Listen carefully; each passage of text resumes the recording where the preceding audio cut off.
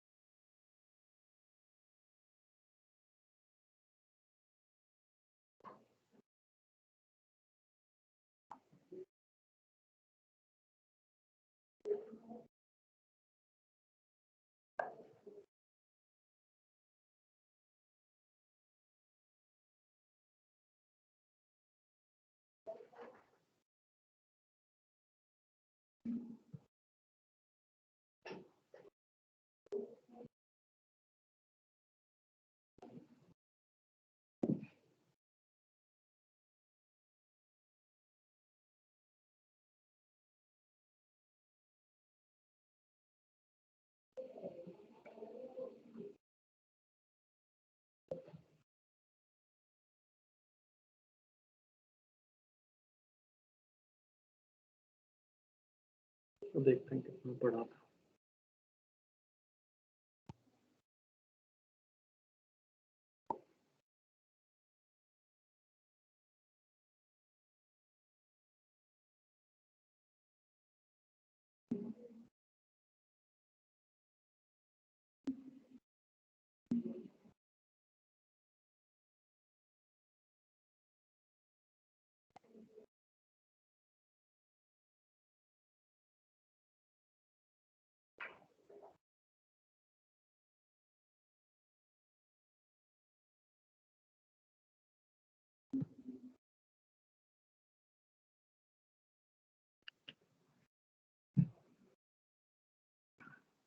तो क्वेश्चन तो होगा ये रोटेशन का, बस आपको q बाई टू एम यहाँ पे यूज करना है।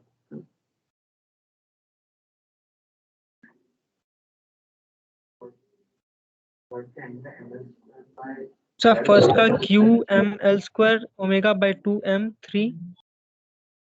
और क्या कह रहे हो भाई?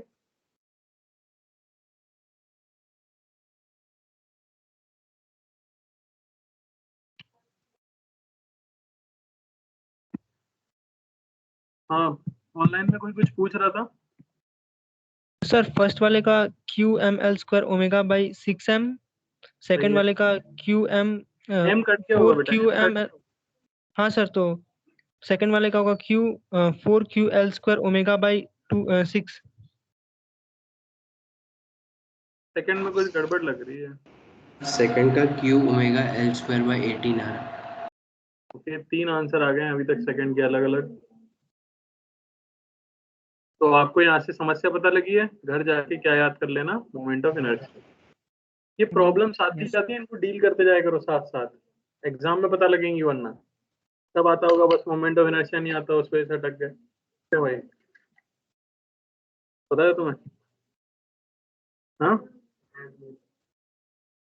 पढ़ा था रोटेशन, क्या होता है मोमेंट ऑफ इनर्शिया?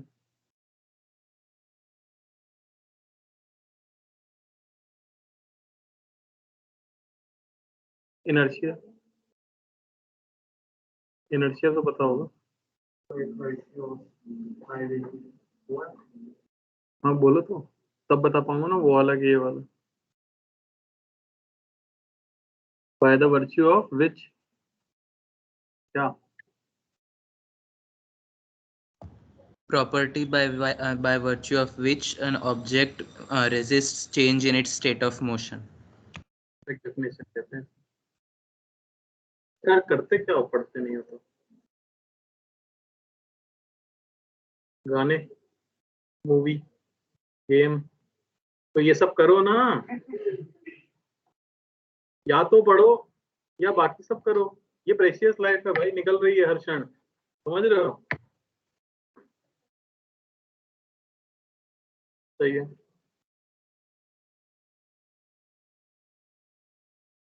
अरे यार, ये तो मानना पड़ेगा, देखो जो चीजें हो चुकी हैं वो श्योरली आनी चाहिए। आप लोग जो सोचते हो कि एक दिन पहले रिवाइज करेंगे, वैसे नहीं चलेगा काम। कुछ चीजें हैं जो रटनी है, बाय हार्ट करनी है, रट लो बस, है कि नहीं? हेल्प करेंगी, काफी जगह हेल्प करती है। मोमेंट ऑफ इनर्शिया तो एसएचएम में भी काम आया होगा। 11 तो गायब ही है। चलो, फर्स्ट का सबका आ गया है। तो फर्स्ट में बस आपको क्या याद रखना था कि भाई मैग्नेटिक मोमेंट ये हो जाएगा आपका Q बाई 2m इंटू इसका मोमेंट ऑफ इनर्शिया H के अबाउट हो जाता है ml² by 3 ml square by 3। Into omega. ये हमारा आंसर है, कुछ नहीं करना पड़ा। वरना आप क्या करते, x पे जाके dx का एलिमेंट लेते फिर इंटीग्रेट करते, पर वो सब नहीं करेंगे। इसका पूछा जाए तो पैरेलल एक्सिस थ्योरम अप्लाई करनी है।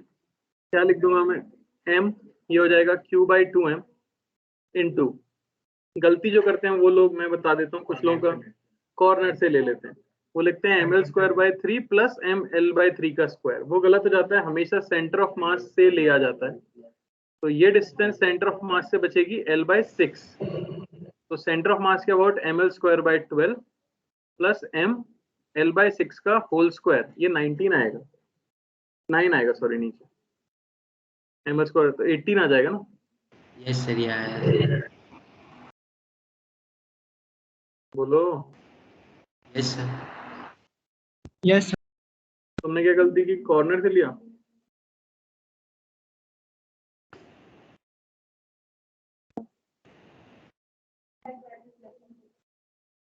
सेंटर,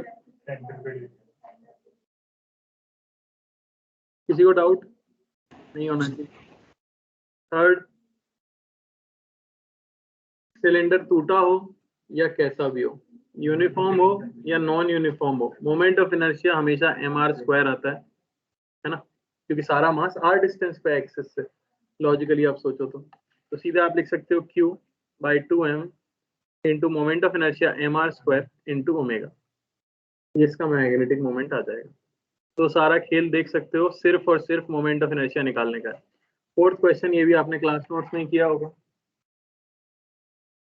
रिजल्ट याद होना चाहिए। किसका आया फोर्थ?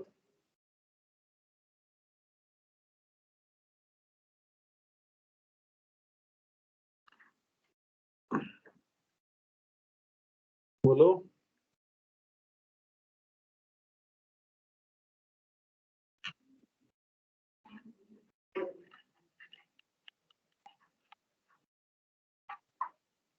ये रिजल्ट याद नहीं किसी को? अच्छा, अगर ये डायगोनल होता तो क्या होता? अगर ये स्क्वायर प्लेट का डायगोनल होता जो मैंने एक्सिस बनाई है, तो फिर मोमेंट ऑफ इनर्शिया कितना आता? ये भी याद नहीं किया। बाय 6। श्योर, ऑलमोस्ट सही है आपका, पर आप कंफ्यूज हो रहे हो क्योंकि बहुत समय से रिवाइज नहीं किया होगा। देखो, ये तो पता होगा कि प्लेट रॉड की तरह काम करती है, रॉड वाले फॉर्मूले काम करते हैं। अच्छा, तो ये प्लेट है, तो इसके अबाउट कितना आता?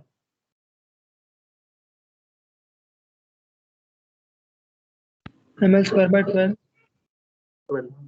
परपेंडिकुलर वाली जो लेंथ होती है उसे लेंथ ऑफ द रॉड, मान लो रेक्टेंगुलर प्लेट होती है, ये होता ए और ये होता बी। अब आंसर क्या आता?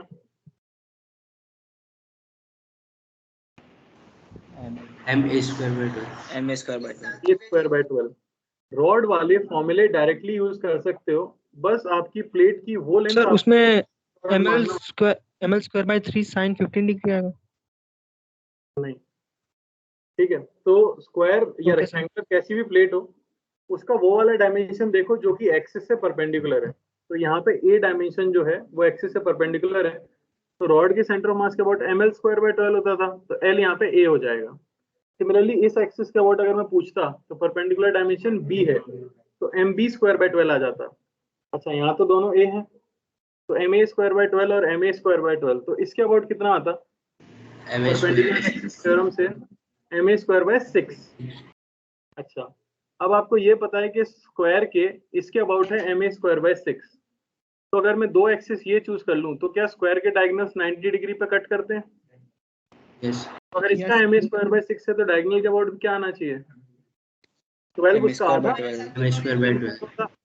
इन दोनों का सम ही तो इसका आया होगा, तो ये होता है एम ए स्क्वायर बाय 12। अच्छा, अब अगर इसके अबाउट आपको पता है कि एम ए स्क्वायर बाय 6 है, समझने की कोशिश करो, मैं इतना घुमा कर रहा इसलिए बता रहा हूँ, मैं डायरेक्ट आपको रिजल्ट भी बता सकता हूँ। इसके about M A square by 6 है, हमारी एक्सिस ऐसे है, क्या इससे परपेंडिकुलर एक एक्सिस इसके प्लेन में आप इमेजिन कर सकते हो? हाँ, क्या उसके लिए भी ये स्क्वायर सिमेट्रिक होगा? Yes sir. आंसर क्या आता है? M A square by 12। ये तो सीधा रिजल्ट है, स्क्वायर के सेंटर से पास होने वाली कोई भी एक्सिस जो उसके प्लेन के अंदर लाई करती है, उसके बाद moment of inertia M A square by 12 ही आता है, चाहे किसी भी एंगल पे हो। ये मैं कहीं भी ले लूंगा ना axis, answer M A square by 12 ही है। तो चाहो तो यहीं पे ये रिजल्ट भी लिख लो, that any axis passing the centre of the square in the plane has moment of inertia M A square by 6, M A square by 12 sorry. और लॉजिक ये है जो मैंने आपको बताया।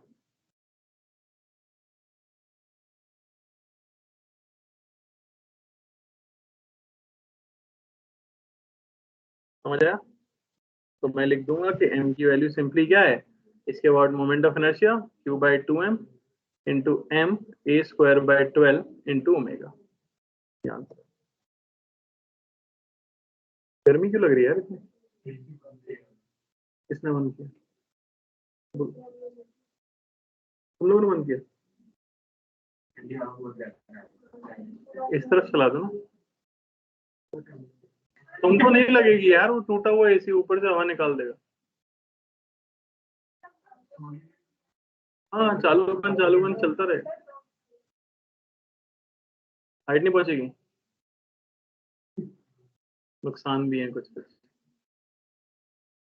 फायदे ज्यादा हैं इसलिए।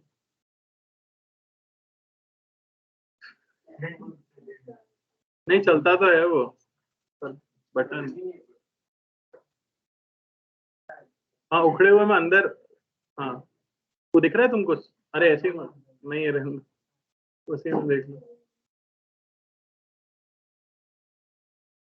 ठीक है, जब ठंड लगे बंद बता देना, बंद करवा दे।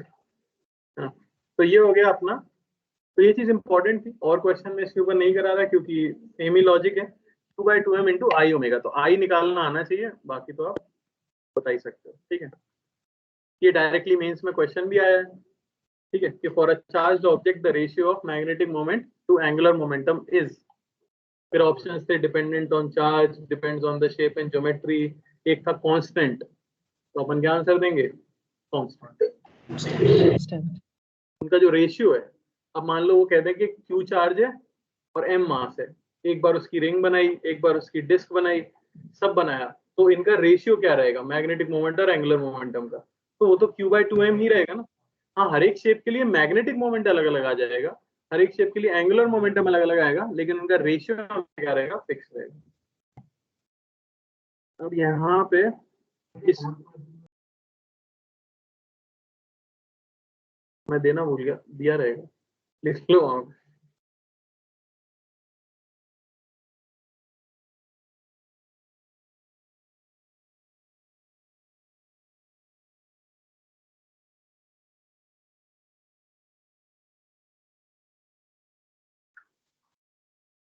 हाँ, अब इसे कहा जाता है गायरोमैग्नेटिक रेशियो। नाम भी याद रख लो, क्या पता नाम लिखने में इसमें तो कंफ्यूज हो जाओ, ठीक है, इसलिए मैंने गूगल कर लिया। गायरोमैग्नेटिक रेशियो ये बेसिकली होता है magnetic moment bye angular momentum, और ये होता है Q/2m। तो एक पर्टिकुलर चार्ज और मास के लिए गायरोमैग्नेटिक रेशियो जो है वो सेम आएगा।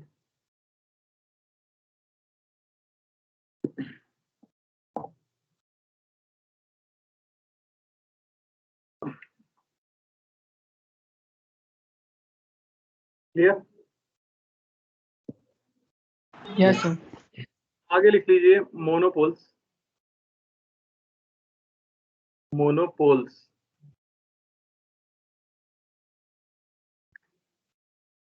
क्या लिखेंगे इसमें? Monopoles do not exist. पर अगर कर जाएं, क्योंकि ये जेई का एग्जाम है और उन्हें हाइपोथेटिकल सवाल बनाने में कोई दिक्कत होती नहीं है, तो कहते हैं अज्यूम कि ऐसा एक दुनिया है जहां मोनोपोल्स पाए जाते हैं, बताओ क्या होगा? तो जीवन खत्म हो जाएगा हमारा, है ना। तो ये पढ़ना जरूरी है। पहला पॉइंट जरूर लिख लो कि मोनोपोल्स डू नॉट एग्जिस्ट। वैसे तो हमेशा डाइपोल ही मिलेगा मैग्नेटिक।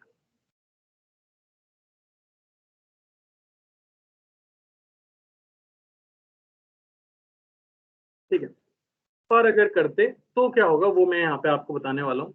सबसे पहली चीज तो, अगर हमारे पास एक बार मैग्नेट है तो क्या वो मैग्नेटिक फ्लक्स प्रोड्यूस कर सकती है किसी भी ऑब्जेक्ट से? जैसे मान लो आपके पास एक 3D ऑब्जेक्ट है और आपने एक बार मैग्नेट को यहाँ रख दिया, तो net flux of this bar magnet through this 3D object कितना आएगा? लॉजिकली सोच के बताना है आपको बस, क्या लॉजिक होगा? ये हमेशा क्लोज लूप में एग्जिस्ट करती है। अंदर जाएगा उतना बाहर आएगा तो जीरो हो जाएगा ना। फील्ड लाइन अंदर भी आएगी, तो अगर फील्ड लाइन एंटर भी करती है और एग्जिट भी करती है तो ओवरऑल उसे काउंट करने का कोई फायदा नहीं है। तो आप देखते हो कि फाइन नेट की वैल्यू 0 होगी। तो एक बार ये पूछ लिया गया और बच्चे कंफ्यूज हो गए।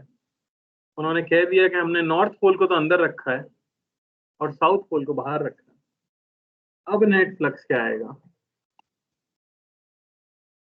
वन पोल इज इनसाइड,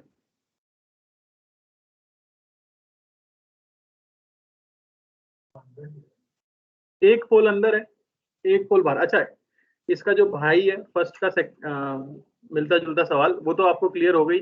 अगर पूरी मैग्नेट अंदर होती तो भी ऑब्वियसली 0 ही आता, क्योंकि फील्ड लाइन एग्जिट भी करती है और एंटर भी करती है। इस केस में क्या होगा? एक पोल अंदर और एक पोल बाहर है,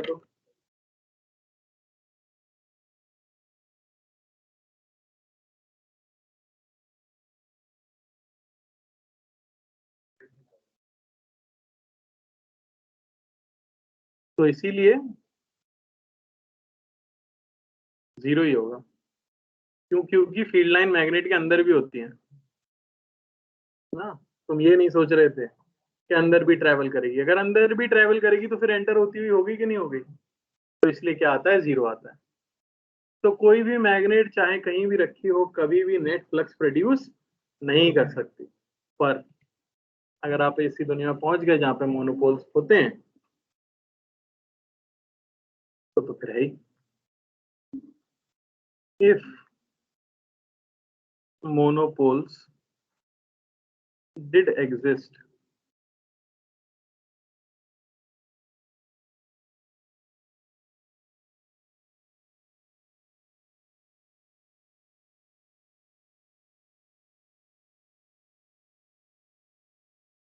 और अब कहा जाए कि अब हमारे पास एक ऑब्जेक्ट है और उसके अंदर एक पोल हमने रखा है जिसकी पोल स्ट्रेंथ है +m। अब आपको इलेक्ट्रोस्टैटिक्स याद है? जितना भी याद है यस सर। वो पूरा यहाँ अप्लाई हो जाएगा, पूरा चैप्टर यहाँ पे अप्लाई हो जाएगा। तो क्या हो जाएगा अब? By mu naught. चार्ज होता था वो +m से रिप्लेस हो जाएगा, पॉजिटिव पोल स्ट्रेंथ से। जो नेगेटिव चार्ज होता था वो नेगेटिव पोल स्ट्रेंथ से रिप्लेस हो जाएगा।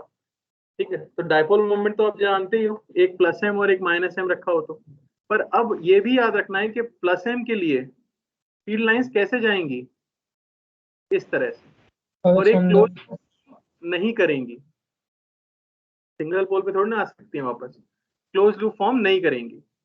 सिमिलरली -m के लिए बिल्कुल सेम थ्योरी है, फील्ड लाइन उसकी तरफ आ जाएगी। समझ आ रहा है? हाइपोथेटिकल। यस अब सर। आपसे फ्लक्स पूछा जाए तो फ्लक्स के लिए हमने पढ़ा है गॉस लॉ, वही हर जगह अप्लाई होता है, यहाँ भी उसका मॉडिफिकेशन हो जाएगा। तो मैं मॉडिफिकेशन बताता हूँ कि क्या मॉडिफाई करना है। मॉडिफिकेशन के अंदर सबसे पहली चीज तो के ये रिप्लेस होता है μ0/4π से, यानी 1/4πε0। बात समझे? के जो है रिप्लेस होता है μ0/4π से। अब आपके पास क्या था? गॉस लॉ था, integration of E.ds is q in by ε0। तो यहाँ पे आप लिखोगे इंटीग्रेशन ऑफ B.ds,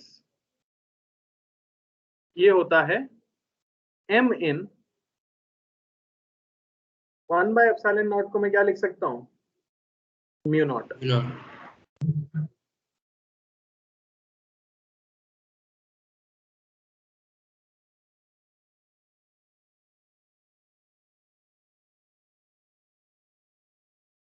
समझ आया? Yes sir. और सारी थ्योरी उसी तरह चलने वाली है जो इलेक्ट्रोस्टैटिक्स में चलती है। अब ऑब्वियसली उसे मैं वापस से पूरा नहीं पढ़ाने वाला, और इसके ऊपर चांस बहुत बहुत कम है सवाल आने का, पर इन केस अगर आ जाता है तो ऐसा होगा। अच्छा, नॉर्मल सिचुएशन में अगर ये क्वेश्चन आ जाता है कि इंटीग्रेशन ऑफ B.ds की वैल्यू कितनी है, तो आप क्या बोलते हैं?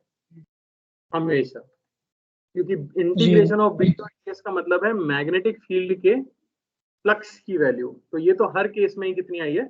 0 आई है। ये एक बहुत ही इंपॉर्टेंट इक्वेशन कही जाती है जो मैक्सवेल ने दी थी, उस पर अभी जाने की जरूरत नहीं है आपको।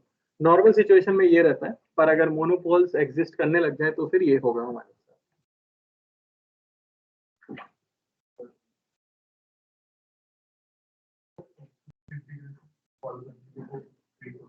ट्रिक तो मतलब उसका ये होता है जितने भी सरफेसेस हैं उन सभी को अलग अलग करके लिखो। जैसे एक क्यूब है तो आप लिखते हो साइक्लिक इंटीग्रल ऑफ B.ds, इसका मतलब होता है हर फेस के लिए आपको B.ds की वैल्यू बतानी है। तो उसमें 6 टर्म आएंगी।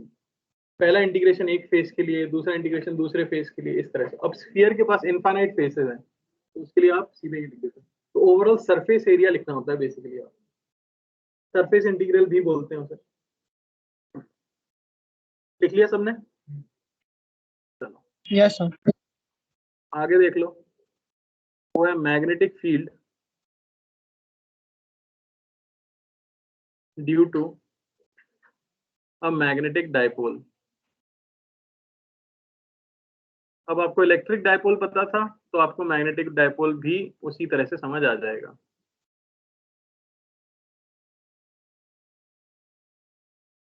रिप्लेस क्या करना है वो यहाँ लिख देता हूं मैं, जैसा कि अभी मैंने बताया ही है कि बेसिकली के ये रिप्लेस करता है μ0/4π को, और P जो इलेक्ट्रिक डायपोल मोमेंट होता है वो रिप्लेस करता है M यानी मैग्नेटिक डायपोल मोमेंट को।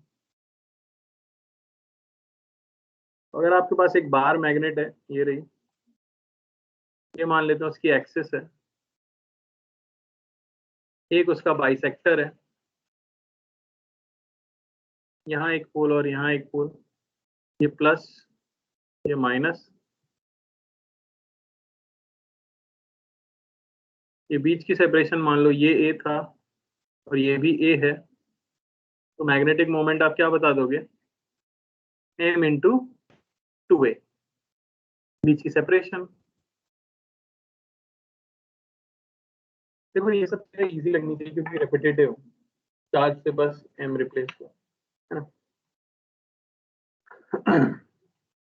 तो अगर एक्सिस पे आपसे कोई फील्ड पूछता है, ये पॉइंट P है, at a distance of x on the axis, magnetic field on the axis, sir 2 into mu naught by 4 pi m by r cube। तो b की वैल्यू मिलेगी, वहां आती थी 2kp by r cube, तो यहाँ पे आ जाएगी 2 mu naught upon 4 pi m by r cube, तो 2 mu naught upon 4 pi m by x cube। चाहो तो काट सकते हो, पर इस तरह से लिख के छोड़ रहा हूँ मैं क्योंकि हमें याद रहता है ऐसे ही।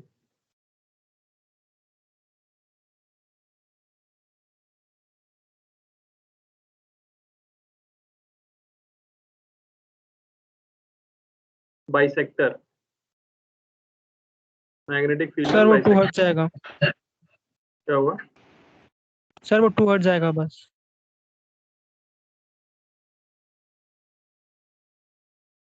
हाँ, साउथ की तरफ आती हुई रहेगी ना बस। हाँ सर, नेगेटिव ऑपोजिट डायरेक्शन हो जाएगी। तो उसी की डायरेक्शन तो है, मैग्नेटिक मोमेंट भी तो नेगेटिव से पॉजिटिव ही रहेगा ना, तो सेम तो है, माइनस क्यों आएगा? अरे मैग्नेटिक मोमेंट भी मतलब तो, सर, अच्छा बाइसेक्टर में कह रहे हो? Yes sir.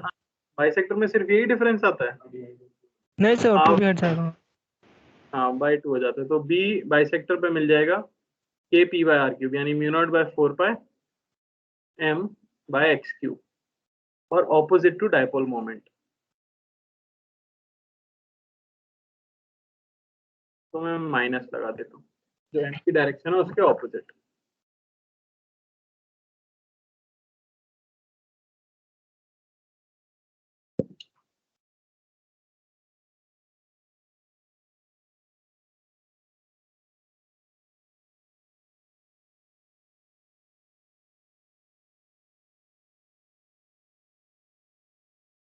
हो गया? Yes sir. अच्छा, अब हमने एक चीज देखी थी, torque on a current carrying loop, देखा था आपने कितना आता है करंट कैरिंग लूप? अरे यार टॉर्क नहीं पढ़ाएगा, लिखा है ना, फॉर्मूला लिखा है नहीं? टॉर्क ऑन अ लूप आपको पता है कि कितना हो जाता है, m क्रॉस b। क्या होगा, मास्क उतार दे, तुम भी लगाओ, मास्क नहीं लाया, बैग में पड़ा था फिर नहीं, तुम्हें लगा बैग में है पर था नहीं।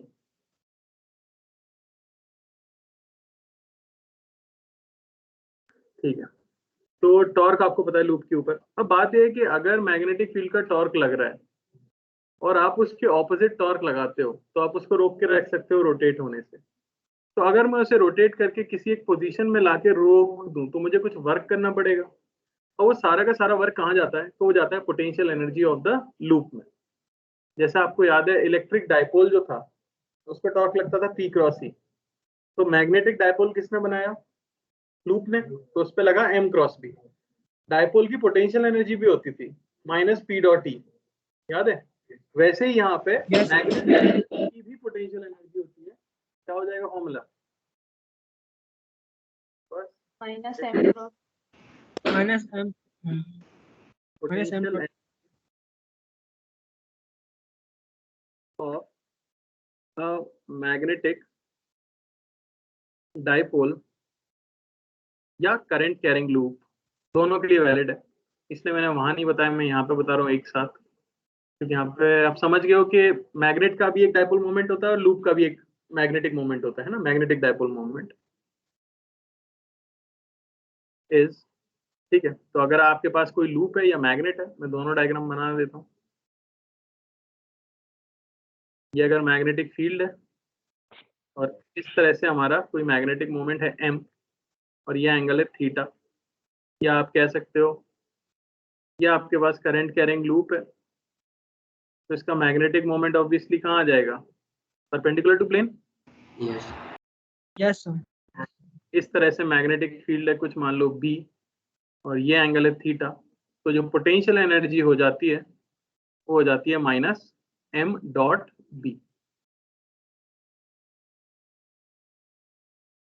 जो उसके अंदर एनर्जी स्टोर्ड है, माइनस m डॉट b। तो स्टेबल इक्विलिब्रियम के लिए क्या होगा, मिनिमम पोटेंशियल एनर्जी चाहिए 0 डिग्री। थीटा 0 इक्विलिब्रियम, तो u मिनिमम ये होती है माइनस एम बी, और ये कब होगा, जब ऑब्वियसली cos थीटा की वैल्यू क्या हो जाए 1 या थीटा की वैल्यू हो जाए 0।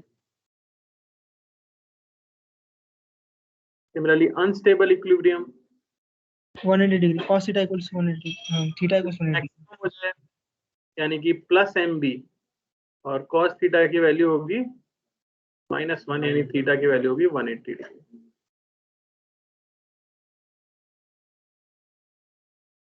कुछ नया नहीं है, सिर्फ टर्म बदल जाती है। अब जैसे कि आपको पता ही है, एनर्जी कंजर्वेशन काफी पसंदीदा टॉपिक है, तो उसके ऊपर सवाल काफी बनते हैं, तो इसके ऊपर भी बन सकता है।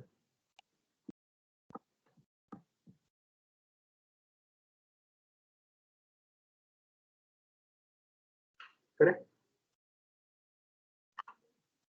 यस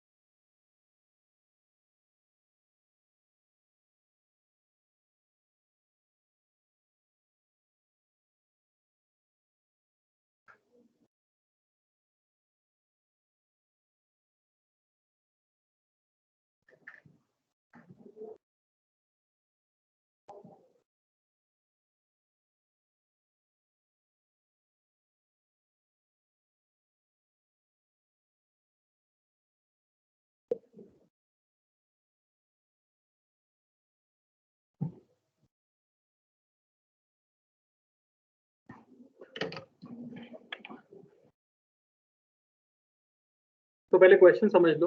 एक रीजन है जिसमें magnetic field into the screen है, जैसा कि आप देख सकते हो, और एक कंडक्टिंग लूप है जिसमें current I anti clockwise direction में फ्लो कर रहा है।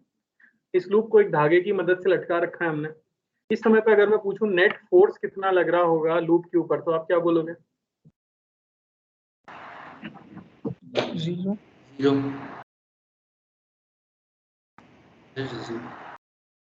हाँ, कोई घर पे सही बता रहा है, थोड़ा तेज बोलो भाई। 0 आ रहा है। तो आएगा, रटना है। एक क्लोज लूप है ना, तो एल वेक्टर 0 आता है। स्टेटमेंट है कि नहीं? अच्छा, इस समय अगर मैं टॉर्क पूछूं तो कितना आएगा? हमेशा जरूरी नहीं होता फोर्स 0 तो torque 0।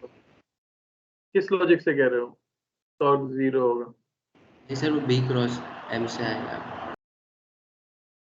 M cross B formula अगर आप लगाओ, मैग्नेटिक मोमेंट कैसे निकालते हैं? हाथ घुमा के देखो तो मैग्नेटिक मोमेंट की डायरेक्शन क्या है? प्लेन।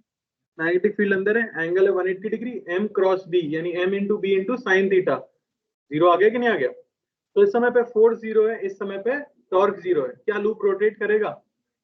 नहीं, इसीलिए वहां ब्रैकेट में No, लिखा है the loop slightly rotated and release. अगर आप इस लूप को थोड़ा सा घुमा दो, इस समय अगर मैं पोटेंशियल एनर्जी पूछूं तो कैसी होगी? पोटेंशियल मैक्सिमम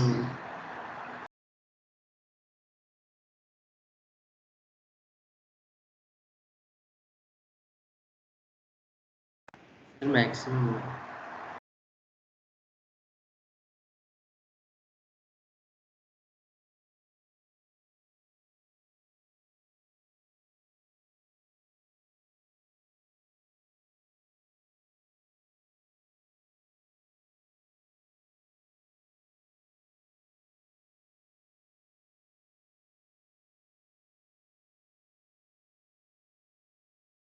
सबसे पहले क्लिक करना चाहिए कि अप्रोच क्या लगेगी। सर आपकी आवाज कट गई थी अभी आई। हाँ, तो मैं ये कह रहा था कि इस समय पे पोटेंशियल एनर्जी अगर आप देखो तो मैग्नेटिक मोमेंट और मैग्नेटिक फील्ड के बीच का एंगल 180 डिग्री है ना? तो पोटेंशियल एनर्जी मैक्सिमम है। तो हल्का सा रोटेट करके छोड़ोगे तो अनस्टेबल इक्विलिब्रियम में तो ये पूरा रोटेट होना चाहेगा। तो जब ये 180 डिग्री से रोटेट होगा उस समय एंगुलर वेलोसिटी कितनी होगी, ये पूछा जा रहा है क्वेश्चन में। कितने लोगों को क्लिक किया है कि मेथड क्या लगेगा? Energy conservation. और कुछ है ही नहीं आपके पास तरीका जिससे आप निकाल सको ऐसे क्वेश्चंस का आंसर। और मैं फिर बोलूंगा, एक हिंट होता है क्वेश्चन में, कभी भी आपसे फाइनल वेलोसिटी या एंगुलर वेलोसिटी पूछी गई हो तो या तो वर्क एनर्जी थ्योरम लगती है या एनर्जी कंजर्वेशन। ये दो ही मेथड है। तो क्या आएगा?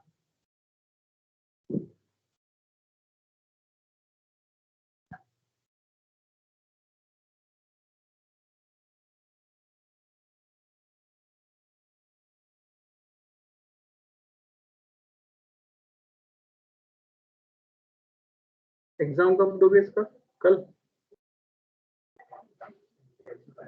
परसों दोगे? परसों सर। कल? कल इसमें अर्थ मैग्नेटिज्म हो जाएगा तो आप एग्जाम देने लायक हो जाओगे। पर प्लीज रटो तो चीजों को जैसे मैं रट रखा हूँ। मुझे तो यही देना भी नहीं है, तुमको देना है ना। हाँ, थोड़ा तो सोचना चाहिए। मैं तो यहाँ कॉपी खोल के भी रख लूंगा तो कोई कुछ थोड़ी बोलेगा। क्यों भाई आदित्य, तुम पढ़ते क्यों नहीं हो? मन नहीं लगता? कितना पढ़ते हो? कितने घंटे पढ़ते हो? काउंट नहीं करते मतलब घर पे पढ़ते होगे ना? यहीं पे पढ़ते हो क्या पूरे दिन? पूरे दिन?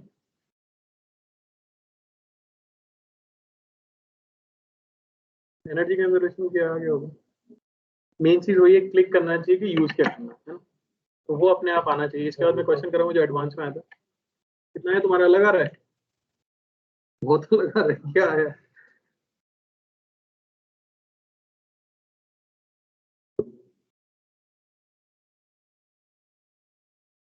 क्या लिखे एनर्जी फाइनल?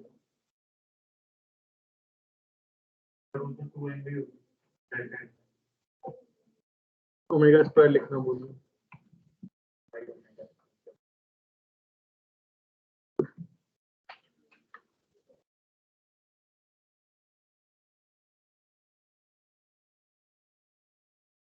ये देखो इस तरह लिखना था। पहले मैग्नेटिक मोमेंट बाहर की तरफ है, फाइनल मैग्नेटिक मोमेंट अंदर की तरफ हो जाएगा। अरे समझ आ रहा है?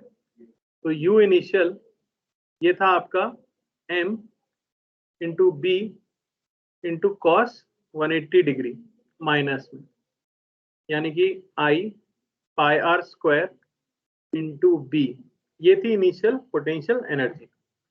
फाइनल पोटेंशियल एनर्जी हो जाएगी minus M B cos 0 degree, यानी कि minus I pi R square B U final. समझ आया? इसे इक्वल किसके कर देंगे? चेंज इन पोटेंशियल एनर्जी, ये क्या हो जाना चाहिए? Is equal to gain in kinetic energy. तो चेंज कितने का हो गया? 2 टाइम्स हो गया, तो 2 bi into pi R square, ये होना चाहिए हाफ आई ओमेगा स्क्वायर। अभी घूमेगा तो ऐसे घूमेगा, डायमीटर के अबाउट। समझ आ रहा है? ऐसे ही तो घूमेगा ना, ऐसे ऐसे। तो आई क्या लिखूंगा मैं? हाँ, हाफ आई ओमेगा स्क्वायर।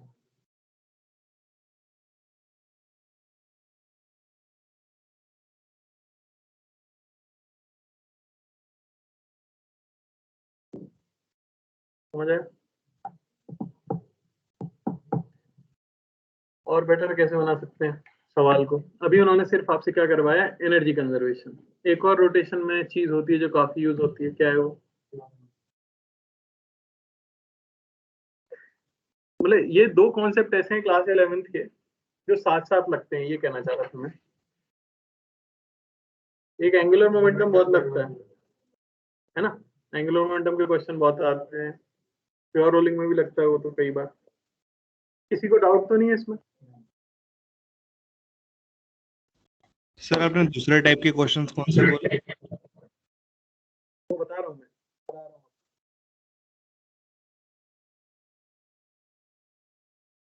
ठीक है, तो 2 rings A and B of radius R and 2R have same center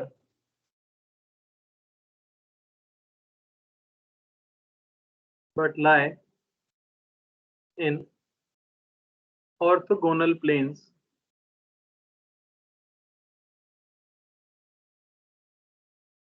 initially.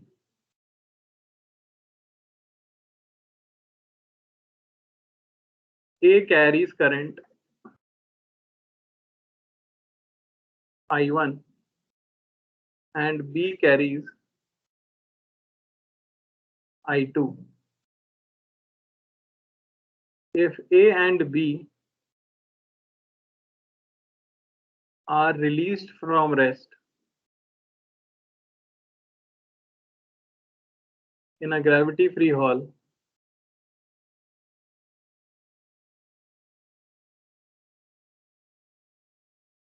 find maximum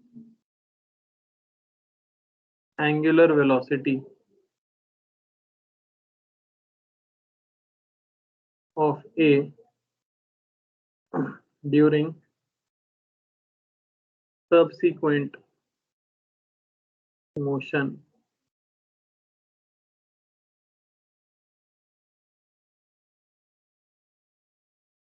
तो आप सवाल देख सकते हो।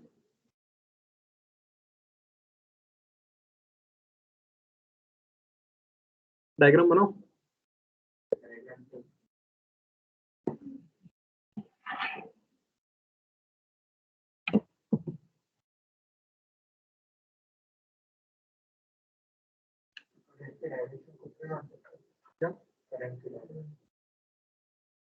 हाँ, उसमें ज्यादा फर्क नहीं पड़ेगा, ओमेगा सेम आएगा।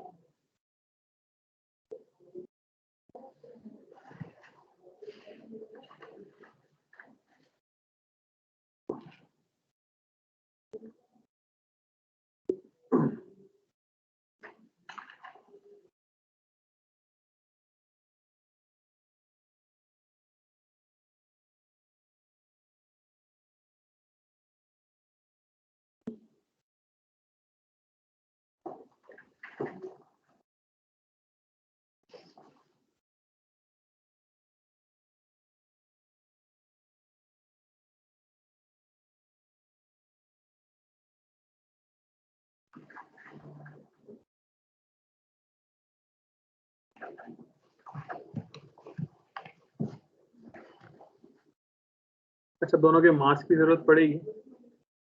मास ऑफ ए को m ले लो, मास ऑफ बी को भी m ले लो, दोनों का सेम मास।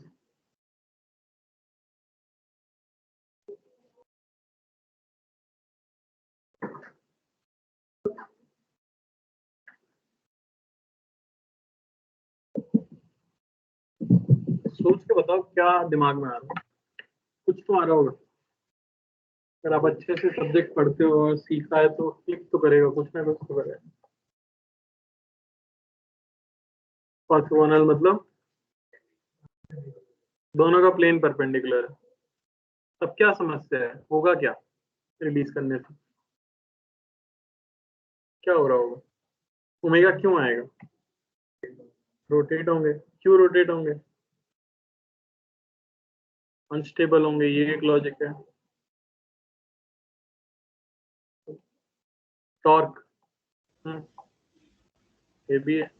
देखो मैं डायग्राम बनाता हूँ पहले, उससे कुछ चीजें समझ आएंगी। टॉर्क 0 आएगा,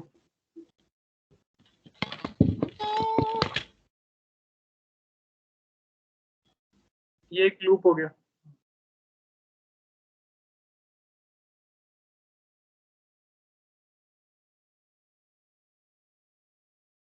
ये एक लूप हो गया, समझ आया? पहले तो मुझे बताओ मैक्सिमम एंगुलर वेलोसिटी कब आएगी, ये फील आती है कि नहीं?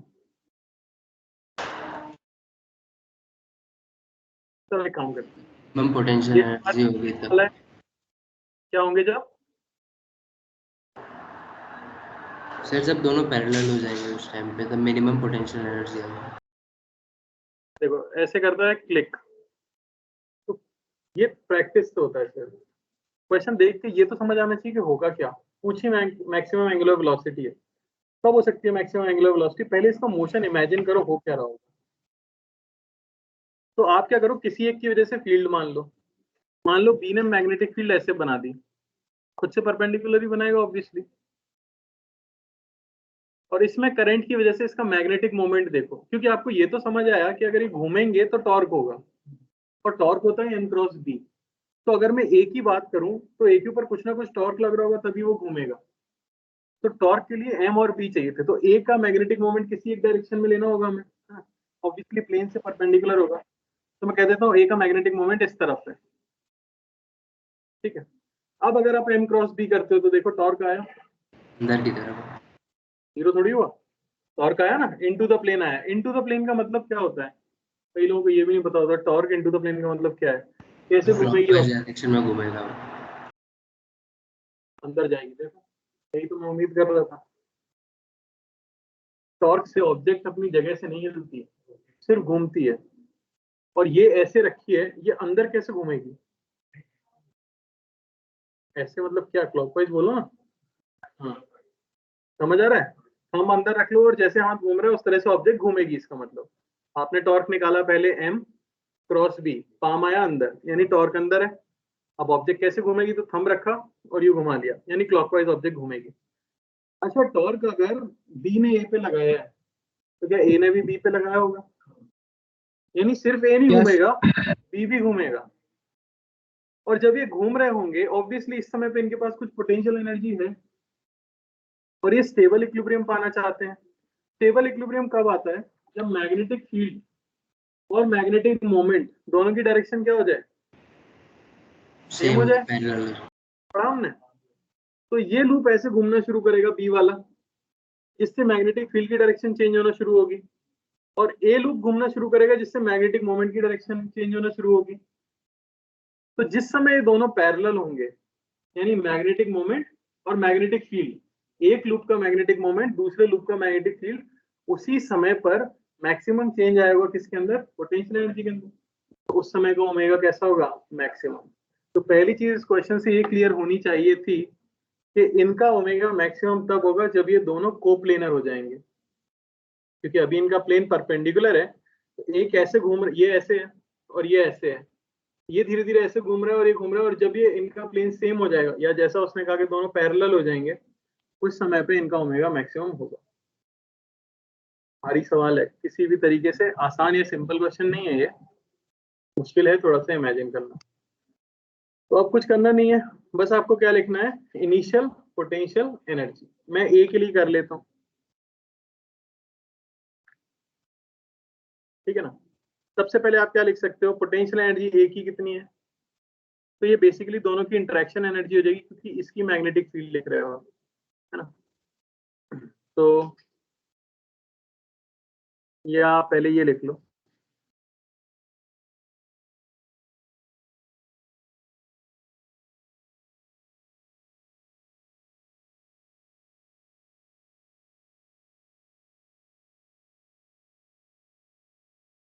पर बी तो वेरी करेगा ना, एक की रेडियस छोटी लेनी पड़ेगी हमें, तो सही हो जाएगा। इसकी रेडियस ले लेते हैं, मान लो स्मॉल आर, ठीक है। ए की रेडियस ले लो स्मॉल आर और बी की रेडियस ले लो कैपिटल आर, और दिया हुआ है कि small R is very very less than capital R. तो उससे आप क्या लिख सकते हो, ए की पोटेंशियल एनर्जी लिख सकते हो, क्या हो जाएगी, यहाँ पे मैग्नेटिक फील्ड कितनी हो जाएगी जो सेंटर पे है बी के, यानी कि mu naught I two by two R, समझ आया। तो B minus into area vector, magnetic moment लिखते हैं ना, आई इंटू ए, तो आई वन इंटू छोटे वाले का एरिया क्या हो जाएगा, पाई आर स्क्वायर। इसमें किसी को दिक्कत है जो इनिशियल पोटेंशियल एनर्जी लिखी है तो बताओ, कोई डाउट। मैंने बी की वजह से मैग्नेटिक फील्ड और इंटू ए का मैग्नेटिक मोमेंट कर दिया, उससे इनिशियल पोटेंशियल एनर्जी आ गई, ठीक है। अब जब ये कोप्लेनर हो जाएंगे उस समय पर पोटेंशियल एनर्जी की वैल्यू कितनी होगी बताइए। अगर ये कोप्लेनर हो जाते हैं इस तरह से कुछ, है ना, मान लो कि मैग्नेटिक मोमेंट भी इधर हो गया और मैग्नेटिक फील्ड भी हो गई, तो अब कितनी हो जाएगी पोटेंशियल एनर्जी, यह है इनिशियल इंटू सॉरी कॉस भी तो आएगा, कॉस 90 डिग्री, तो कितनी है इनिशियली, 0। फाइनली कितनी, minus mu naught I two by two R, magnetic field तो वही है सेंटर पे, into I one into pi R square into cos 0, तो ये है यू फाइनल, समझ आए। ये जो चेंज इन पोटेंशियल एनर्जी है वही गेन इन काइनेटिक एनर्जी होना चाहिए था, यानी कि डेल्टा यू ये डेल्टा के इक्वल होगा। मैग्नीट्यूड की बात कर लेते हैं, तो ये आ गया mu naught I one I two pi R square by two R, ये हो जाना चाहिए हाफ, दोनों लोग घूम रहे हैं तो एक के पास ओमेगा वन होगा और दूसरे के पास ओमेगा टू होगा, तो हाफ आई वन, अंदर वाले का क्या आ जाएगा, M R square by two, diameter के अबाउट घूमेंगे, into omega one square plus half M R square by two into omega two का स्क्वायर। समझ आया, मैंने पहले क्या किया, एनर्जी कंजर्वेशन, क्लियर है। अगली चीज में क्या करूंगा, क्या कोई सिस्टम पे एक्सटर्नल टॉर्क है, सिस्टम पे नो सर। दोनों एक, जब एक्सटर्नल टॉर्क 0 हो तो आप क्या कर सकते हो, एंगुलर मोमेंटम कंजर्वेशन। सिस्टम का इनिशियल एंगुलर मोमेंटम क्या था, 0, दोनों रुके हुए थे।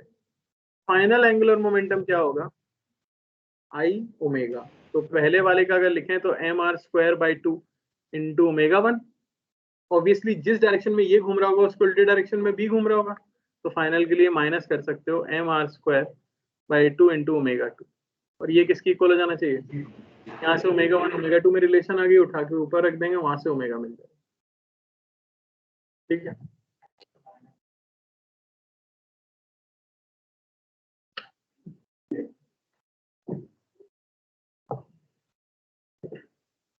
तो अच्छा क्वेश्चन है, काफी कुछ सोचना पड़ता है इसमें, पर अब एडवांस में वैसे ही आते हैं। क्लियर हुआ, यस सर।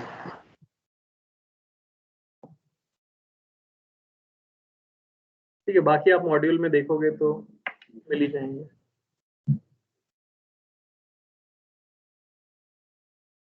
बस याद रखना लूप के पास पोटेंशियल एनर्जी भी हो सकती है कितनी, M dot B minus M dot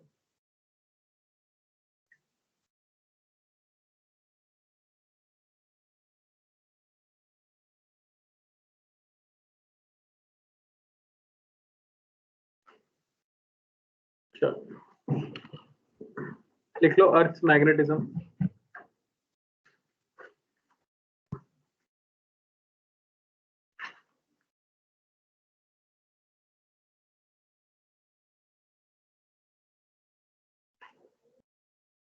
तो अभी तक जितने भी क्वेश्चन हमने किए थे वो रोटेशन पे बेस्ड थे, इसलिए अगर आपको मुश्किल लगे या समझ नहीं आ रहे हैं तो इसलिए क्योंकि रोटेशन आपका वीक है, उसे स्ट्रॉन्ग करने के लिए प्रैक्टिस करनी पड़ेगी।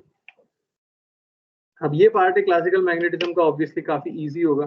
अर्थ मैग्नेटिज्म का मतलब ये है कि हमारी जो अर्थ है जो कि काफी बड़ी है, वो एक बहुत बड़ी जायंट बार मैग्नेट की तरह बिहेव करती है। अर्थ के चारों तरफ भी क्या देखी जाती है? मैग्नेटिक फील्ड देखी जाती है, तो इसे हम बार मैग्नेट की तरह ट्रीट करते हैं।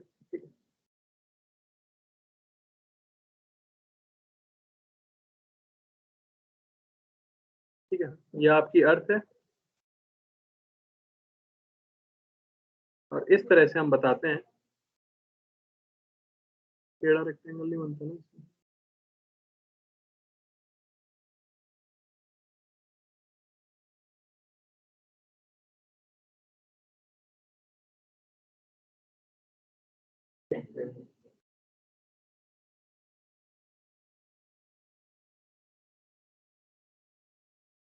नहीं होगा, 90 डिग्री से रोटेट होता है, वर्टिकल बन जाएगी, हमें वर्टिकल नहीं बनानी ना।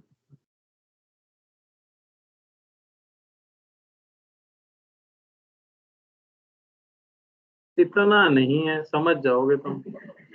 अब रूलर डालें उस ये इतना भी नहीं होता जितना दूर मैंने बना दिया, पर हाँ समझ रहे हो। इस तरह से अर्थ होती है मतलब, और वो गोल गोल घूमती रहती है कुछ इस तरह से। क्या ओमेगा रहता है उसका?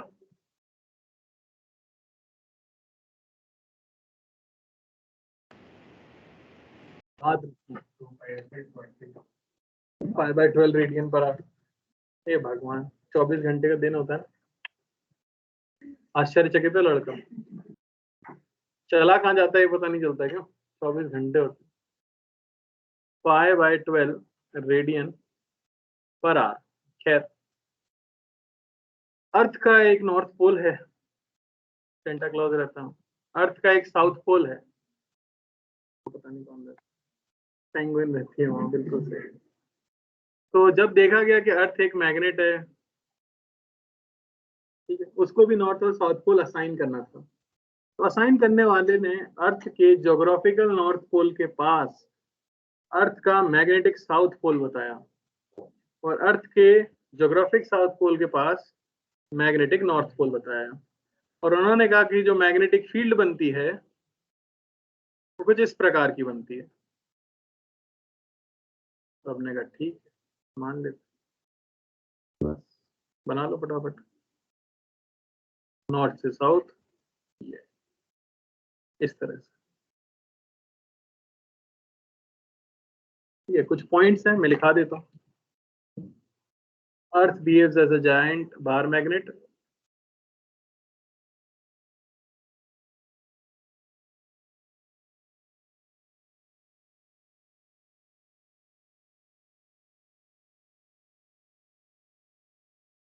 Magnetic north is close to geographic south. Close होता है, एग्जैक्टली मैच नहीं करता। और अब आप समझ ही जाओगे कि नॉर्थ के पास साउथ होगा, है ना।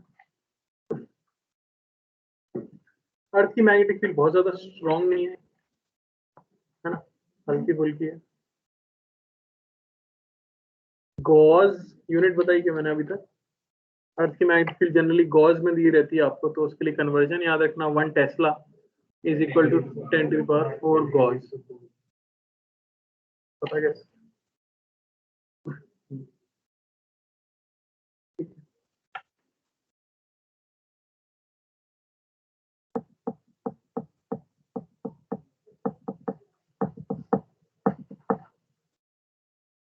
कुछ टर्मिनोलॉजी है, जैसे पहले लिखो जियोग्राफिक मेरिडियन।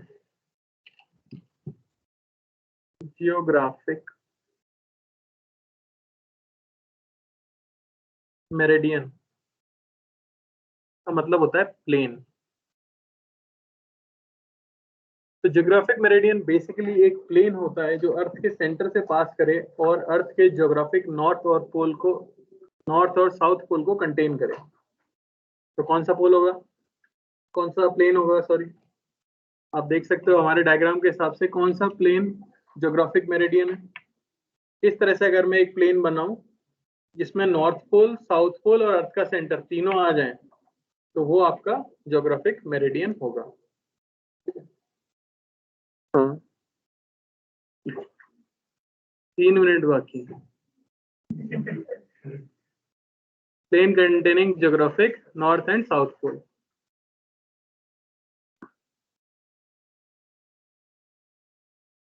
इसी तरह से होता है मैग्नेटिक मेरिडियन।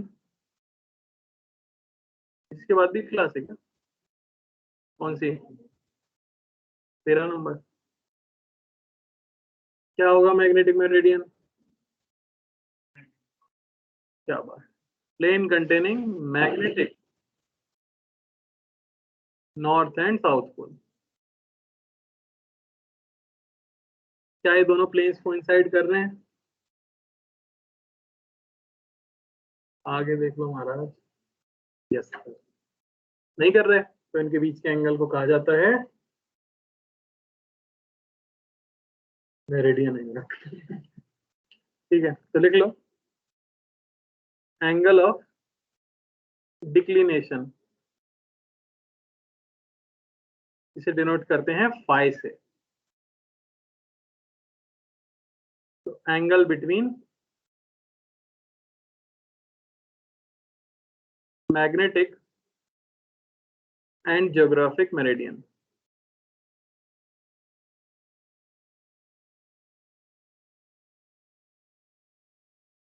और फाई नियरली 11.5 डिग्री होता है, जिसे याद रखने की बिल्कुल जरूरत नहीं है, और ये समय के साथ लगातार बदलता भी रहता है, बढ़ता है, कम होता है, और उस सब समय लेना देना नहीं है, आपको क्वेश्चन में दिया रहेगा अगर होगा तो।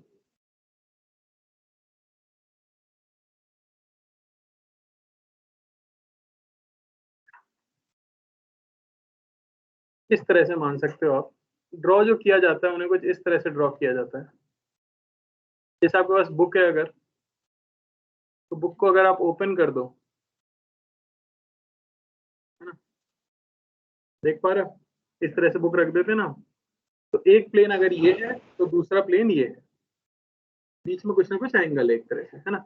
ये अगर आपका मैग्नेटिक नॉर्थ पोल है तो उसके पास में इस प्लेन पे मैग्नेटिक कौन सा पोल हो रहा होगा, साउथ पोल, और इनके बीच में ये एंगल है फाई।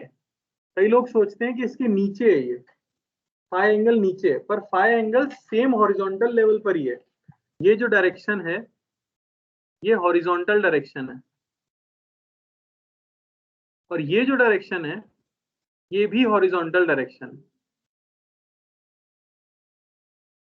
सभी लोग अपनी नोटबुक को ऐसे रख के देखोगे ना अगर आप, तो ऊपर दोनों पेज का हाइट तो सेम ही रहता है ना, ऐसे ओपन करोगे बुक को तो उस तरह की सिचुएशन है। ऑब्वियसली वर्टिकल डायरेक्शन कौन सी हो जाती है, ये।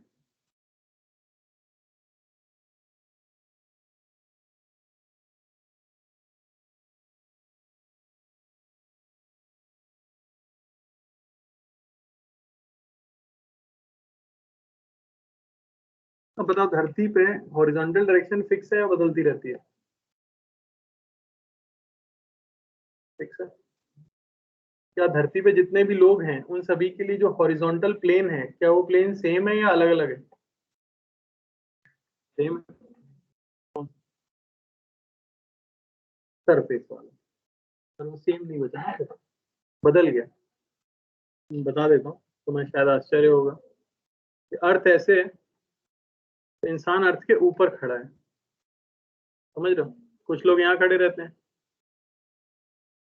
कुछ लोग यहाँ भी खड़े रहते हैं, समझ आ रहा है। वो भी सीधे ही हैं और हम भी सीधे ही हैं, हाँ? सोचा ही नहीं था ना ऐसा कुछ, तो पता था। तो तुम्हारे लिए हॉरिजॉन्टल कौन सा है? आदित्य के लिए हॉरिजॉन्टल कौन सा है? टेंजेंट है। बिल्कुल सही। तुम बताओ। टेंजेंट, बिल्कुल सही। ये जो डायरेक्शन है ये इसके लिए हॉरिजॉन्टल है, तो ये प्लेन इसके लिए हॉरिजॉन्टल प्लेन है। पर ये जो आदमी यहाँ पे खड़ा है आदित्य 2.2, क्या इसके लिए वही हॉरिजॉन्टल प्लेन होगा? नहीं, इसके लिए यस हॉरिजॉन्टल सर। किस हिसाब से होगा? नो सर, अलग। इसके लिए ये हॉरिजॉन्टल प्लेन होगा, है कि नहीं? तो हॉरिजॉन्टल का मतलब होता है सरफेस से पैरेलल। आप जहां भी खड़े हो वहां अर्थ का जैसा भी सरफेस है उससे पैरेलल जो प्लेन है उसको हम क्या कह देते हैं? हॉरिजॉन्टल प्लेन कह देते हैं। और उसके परपेंडिकुलर जो प्लेन है ऑब्वियसली उसे क्या कहते हैं? Vertical plane. लिख लो ये चीज, ये काम आएगी आगे। तो at any place the plane parallel to Earth's surface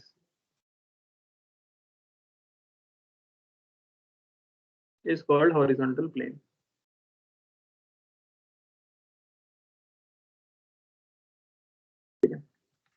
अब गारंटीड मेंस में इस चीज के ऊपर सवाल आने वाला है, इसके ऊपर नहीं, अर्थ मैग्नेटिज्म टॉपिक के ऊपर। तो वो अभी हमने कुछ पढ़ा नहीं है खास, अगली क्लास में देखेंगे फील्ड होती कैसे, कंपोनेंट्स वगैरह और ये सब, है ना।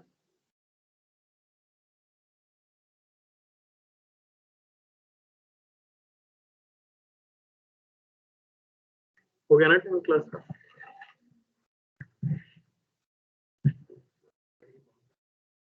चार घंटे की हो गई थी। किसी को डाउट तो नहीं है?